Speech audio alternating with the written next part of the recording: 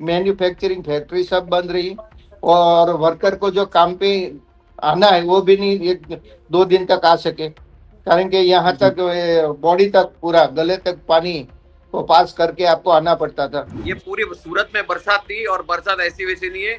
Industry भी इससे प्रभावित हुई है, और बड़े पैमाने पर प्रभावित हुई है। मिलें भी बंद है, मिलों के एरिया में भी पानी भर गया है। 2 दिन, सिर्फ 2 दिन, और भारत का सबसे बड़ा टेक्सटाइल शहर और डायमंड सिटी लगभग रुक गया। कतारग्राम, रांदेर, अडाजन, पर्वत पाटिया, लिंबायत, उधना, सारोली, सहारा दरवाजा और मीठी खाड़ी जैसे कई इलाके घंटों पानी में डूबे रहे। कई जगह पानी कमर तक पहुंच गया। जिन रास्तों से रोज हजारों लोग फैक्ट्री जाते थे, वहां नाव और रेस्क्यू बोट चलानी पड़ी। बारिश बढ़ती गई और शहर की रफ्तार घटती गई।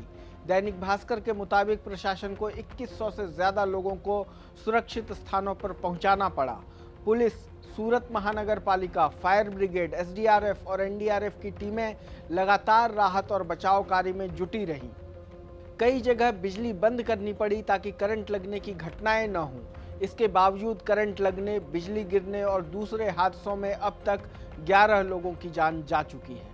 भारतीय मौसम विभाग यानी आईएमडी के मुताबिक दक्षिण गुजरात में अरब सागर से लगातार नमी आने और एक मजबूत मानसूनी सिस्टम बनने की वजह से सूरत और आसपास के इलाकों में बेहद भारी बारिश हुई। स्थानीय रिपोर्टों और दैनिक भास्कर के कवरेज के मुताबिक 2 दिनों में शहर में 19 इंच से ज्यादा बारिश दर्ज की गई। कई इलाकों में कुछ ही घंटों में इतनी बारिश हुई कि सड़कें नालों में बदल गई और नाले नदियों जैसे दिखने लगे। जिस शहर में सुबह होने से पहले पावरलूम की मशीनें चलने लगती हैं, जहां हर दिन हजारों करोड़ रुपए का कपड़ा और हीरे का कारोबार होता है, जहां बिहार, उत्तर प्रदेश, झारखंड और उड़ीसा से आए लाखों मजदूर शहर की अर्थव्यवस्था को चलाते हैं, उसी सूरत में पिछले 48 घंटे लोगों की सबसे बड़ी चिंता कारोबार नहीं बल्कि घर से बाहर निकलना बन गई। कोई फैक्ट्री नहीं पहुंच पाया, कोई दुकान तक नहीं पहुंच पाया, कोई स्टेशन पर फंस गया और कोई अपने ही घर में पानी घुसने के कारण रात भर जागता रहा।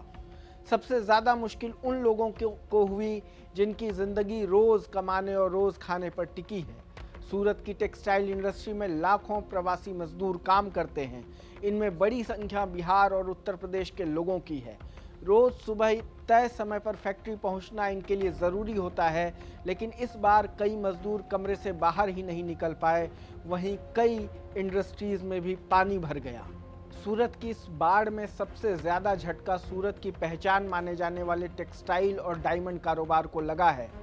शहर की 144 टेक्सटाइल मार्केट में पानी घुस गया। 1000 से ज़्यादा दुकानों में जलभराव हो गया। कई गोदामों में रखा कपड़ा भीग गया। व्यापारी पंप लगाकर पानी निकालते रहे। कई मार्केट में कारोबार पूरी तरह रुक गया है। स्थानीय व्यापारिक संगठनों का कहना है कि नुकसान का सही आकलन होना अभी बाकी है, क्योंकि कई दुकानों और गोदामों से पानी उतरने के बाद ही माल की स्थिति साफ होगी। लेकिन साफ तौर पर कहा जा सकता है कि कपड़े और हीरे के कारोबार को मिला दें तो हजारों करोड़ का कारोबार प्रभावित हुआ है।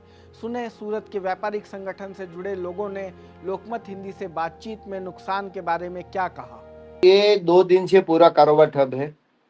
मैंने पहले ही बोला, वराछा रोड और कतारगाम जो है ये डायमंड ट्रेडिंग और मैन्युफैक्चरिंग का हब है। मैदरपुरा बहुत बड़ी मार्केट है ट्रेडिंग की, वहाँ भी पूरा मैदरपुरा एरिया भी पूरा पानी से भर गया था। तो ऐसे देखे तो सेफ डिपॉजिट होल्ड के अंदर जो छोटे छोटे लोग अपने माल रखते थे वो भी पानी के अंदर गरकाव है। तो ये 2 दिन का मैन्युफैक्चरिंग ट्रेडिंग सब कुछ बंद था। तो ऐसे हम कैलकुलेशन तो नहीं लगा सकते उनके वैल्यू के हिसाब से, लेकिन अमाउंट बहुत बड़ी हो सकती है। 2 दिन का जो बंद होने के कारण नुकसान तो सब लोगों को बहुत बड़ा है, क्योंकि अभी जो जी। हमारा टोटल कारोबार है वो शायद 1,83,000 करोड़ का है। आप जी। उसको 365 दिन से उसको डिवाइड कर दीजिए तो एक दिन का आपको आ जाएगा कि कितना कारोबार का नुकसान हुआ है। तो 1,85,000 जी। करोड़ का जो मंदी के सिचुएशन के मेरा नका तो 2.5-3 लाख करोड़ का कारोबार था। हम्म। लेकिन अभी ये वर्ल्ड वाइड जो जी। अभी सिचुएशन क्रिएट हुई है तो फिगर तो बहुत बड़ा है। कारण के कैलकुलेटर नहीं है, लेकिन अगर मैं जी। कुछ उसको करके मैं आपको बता सकता था। तो ये अभी जी। शायद कैलकुलेट नहीं, आप चाहे दो फिगर को आपके पास कुछ है तो कैलकुलेशन कर सकते हैं और भी आप भी बोल सकते जी हैं, इसमें कोई जी दिक्कत नहीं है, लेकिन इतना टर्नओवर है मेरा जी 300 एक साल का। जी जी जी जी जी सर, बहुत बहुत शुक्रिया सर। हम इसी तरह से हम आगे भी अब आपसे जुड़ेंगे। दुकानदारों के किसी के दुकान में 2000 साड़ी है तो किसी के दुकान में 25,000 साड़ी है। अभी उसका अनुमान कैसे लगाए? ये और कोई जी 200 रुपए की साड़ी बनाता है तो कोई 2000 रुपए की साड़ी बनाता है, तो ये तो आज जी अंदाजा लगा नहीं सकते हैं ना हम लोग। हाँ, इतना जरूर आपको एकदम पक्का बोलता हूँ, ये लाखों का नहीं करोड़ों का नुकसान है, ये तो पक्का है। इस सब के बाद भी अगर किसी ने सोचा कि बाढ़ की स्थिति में ट्रेन से ही बाहर निकल जाएं, तो वहां भी हालात अलग नहीं थे। पश्चिम रेलवे के मुताबिक सूरत और वसई विरार के बीच रेल ट्रैक कई घंटे तक पानी में डूबा रहा। पहले 19 ट्रेनें रद्द करनी पड़ी। हालात और बिगड़े तो वंदे भारत समेत 39 ट्रेनों को रद्द या शॉर्ट टर्मिनेट करना पड़ा। कई ट्रेनों को सूरत स्टेशन से आगे जाने की अनुमति नहीं मिली। दैनिक भास्कर की रिपोर्ट के मुताबिक करीब 70,000 यात्री सूरत स्टेशन पर फंसे रहे। पानी उतरने के बाद भी ट्रेनों को सामान्य गति से नहीं चलाया गया। सुरक्षा जांच पूरी होने तक कई ट्रेनों को सिर्फ 15 किलोमीटर प्रति घंटे की रफ्तार से चलाया गया। शहर के भीतर भी तस्वीर कम चिंताजनक नहीं थी। बीआरटीएस बस स्टैंड पर करीब 10 फीट तक पानी भर गया। करीब 100 लोग बस स्टैंड की छत पर फंस गए, जिन्हें बाद में रेस्क्यू किया गया। करीब 1500 कारें पानी में फंस गई या डूब गई। कई रिहायशी सोसाइटियों के बेसमेंट पानी से भर गए। स्कूलों से बारिश रुकने के बाद मोटर लगाकर पानी निकाला गया। कई अस्पतालों तक पहुंचना मुश्किल हो गया। शहर का लगभग हर बड़ा रास्ता किसी न किसी समय जल भराव से प्रभावित रहा। पर अब अच्छी खबर यह है कि बुधवार शाम से बारिश थम गई है। पानी भी धीरे धीरे उतर रहा है, लेकिन कहानी यहीं खत्म नहीं होती। अब शुरू होगा नुकसान का हिसाब।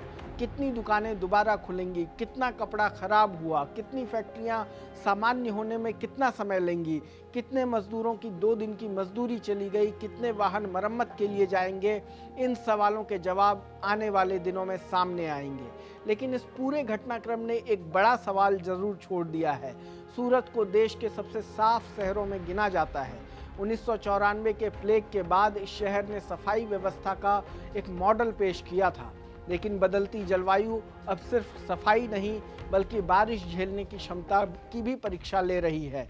जब 48 घंटे की बारिश से 10 लाख से ज़्यादा लोग प्रभावित हो जाएं, 144 टेक्सटाइल मार्केट पानी में डूब जाए, 39 ट्रेनें रद्द करनी पड़ी, 70,000 यात्री स्टेशन पर फंस जाएं और हज़ारों लोगों को रेस्क्यू करना पड़े, तो सवाल सिर्फ बारिश का नहीं रह जाता।